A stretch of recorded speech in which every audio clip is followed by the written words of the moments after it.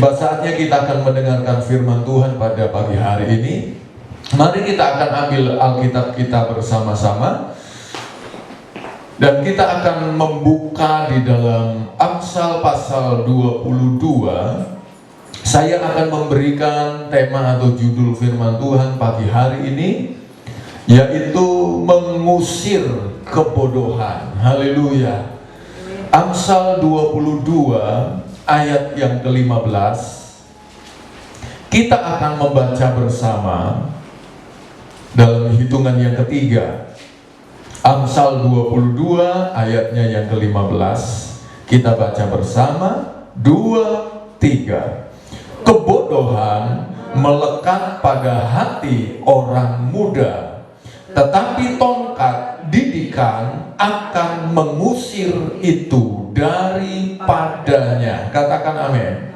Saudara, dalam kitab Amsal ini banyak sekali menulis tentang hal-hal yang berkaitan dengan kehidupan kita sehari-hari, baik dalam hubungannya kita dengan sesama maupun dengan Tuhan. Juga banyak berbicara tentang bagaimana kitab ini mengajari kita dalam kita bersikap dalam kehidupan kita yang ada ini. Saudara, dalam ayat ini katakan bahwa kebodohan melekat pada hati orang muda. Kalau bicara tentang perjalanan kehidupan seorang manusia, maka ketika dia lahir, dia menjadi anak-anak, terus bertumbuh menjadi remaja, pemuda, lalu dewasa menjadi orang muda. Saudaraku yang dikasihi oleh Tuhan, setelah muda, lalu dia menjadi tua, akhirnya dia akan tinggalkan dunia ini.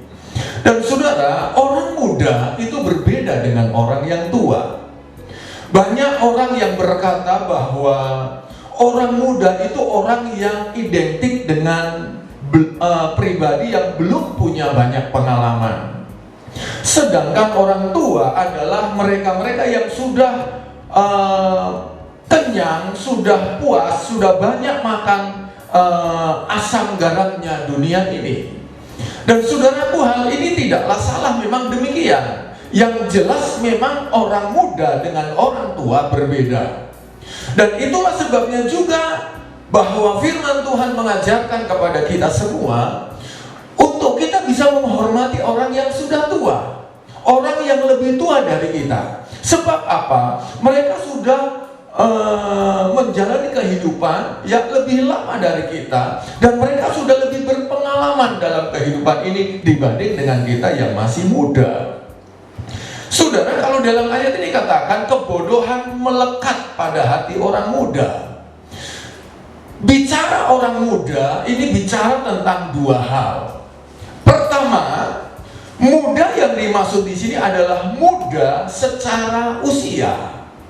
Seperti yang tadi saya katakan, kebanyakan orang muda yang memang dikatakan dalam ayat ini, mereka adalah orang-orang yang belum berpengalaman.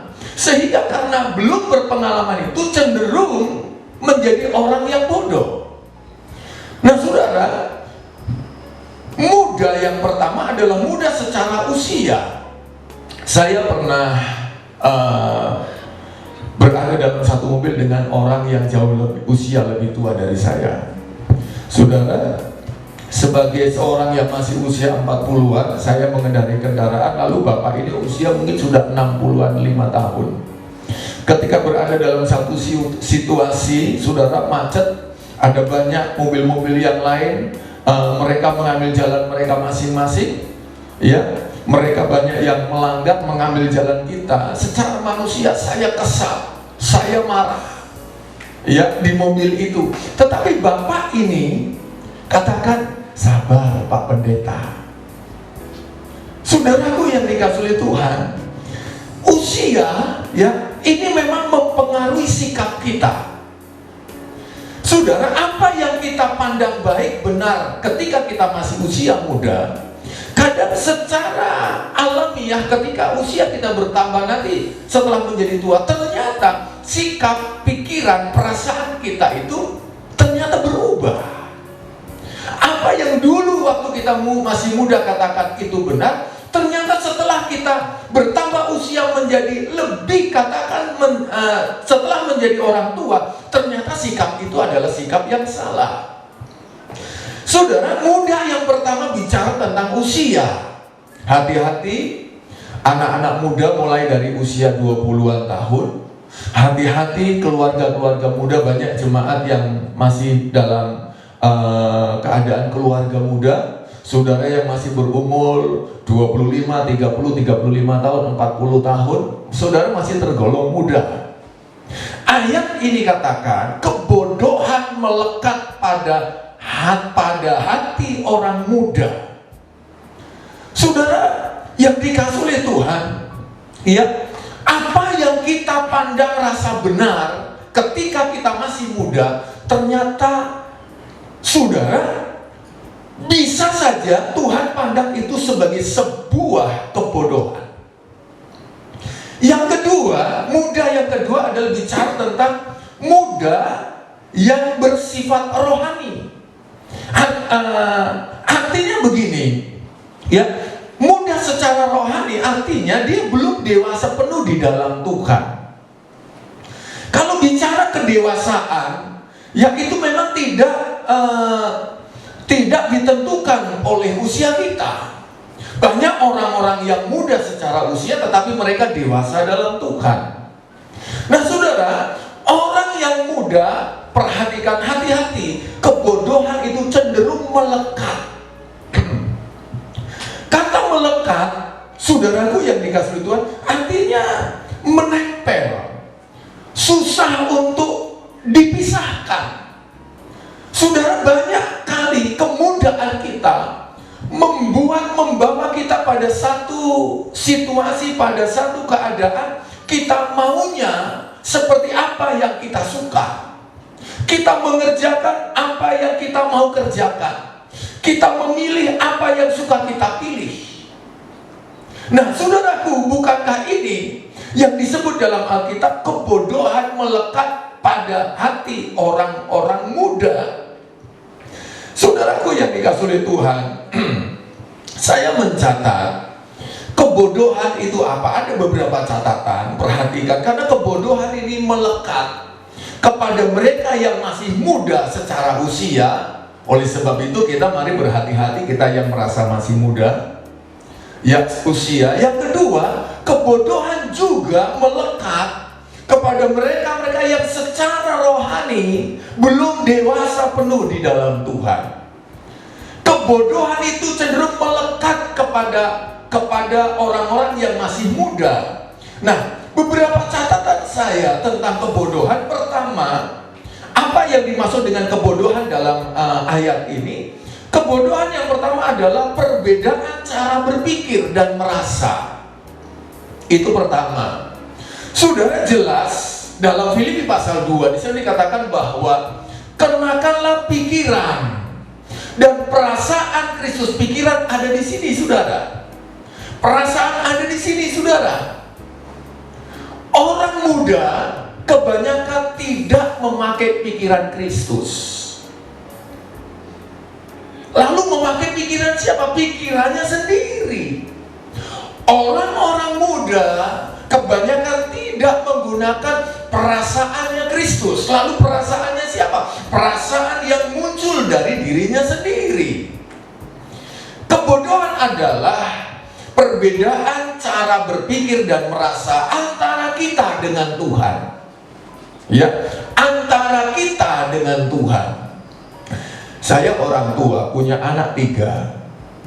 Kadang apa yang saya suruh kepada mereka, sulit sekali mereka untuk melakukan, mengerjakan. Saya tahu kenapa menjadi sulit. Karena perbedaan cara berpikir dan merasa. Padahal mungkin yang saya suruhkan adalah perkara yang kecil, perkara yang sepele, tetapi kenapa menjadi sulit? Karena cara berpikir dan merasanya berbeda.